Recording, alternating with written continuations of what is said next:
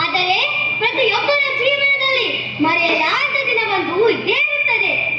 ಹಾಗೆ ಈ ಚಂಪಕಾಪುರದ ಯುವರಾಜನಾದ ಈ ಸುಧನ್ವನ ಪಾಲಿಗೆ ಇಂದು ಮರೆಯಲಾದ ದಿನ. ಏಕೆಂದರೆ ನಾವು ಅನವರ್ತವು ನಡೆಯುವ ಮನೋಹರ ಮೂರ್ತಿಯಾದ ಶ್ರೀ ಕೃಷ್ಣನನ್ನು ನೋಡುವ ಸುದಿನ ಇಂದು ನಮ್ಮ ಪಾಲಿಗೆ ಬಂದಿದೆ. ಹೇಗೆಂದರೆ ಪಾಂಡವರ ಅಶ್ವಮೇಧದ ತುರಗ ನಮ್ಮ ಪುರಕ್ಕೆ ಆಗಮಿಸಿದೆ.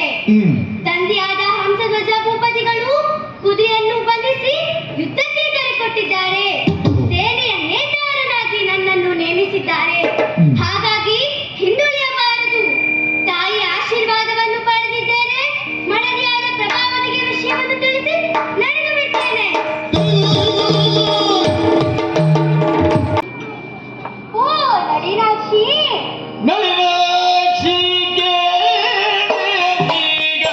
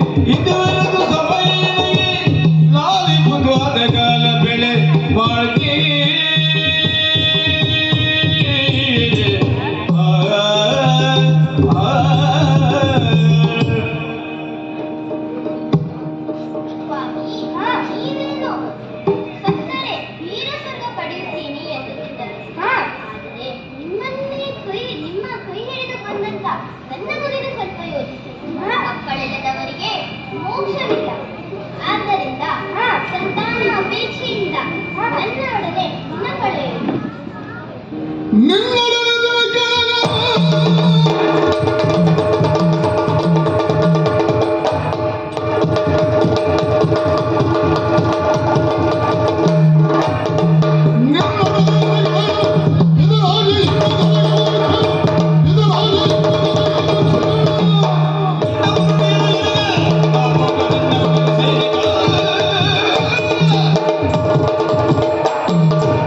ಪ್ರಭಾವತಿ, ನಿನ್ನ ಇಚ್ಛೆಯನ್ನು ಪೂರೈಸಲು ಇಂದು ನನ್ನ ಬಳಿ ಸಮಯವಿಲ್ಲ.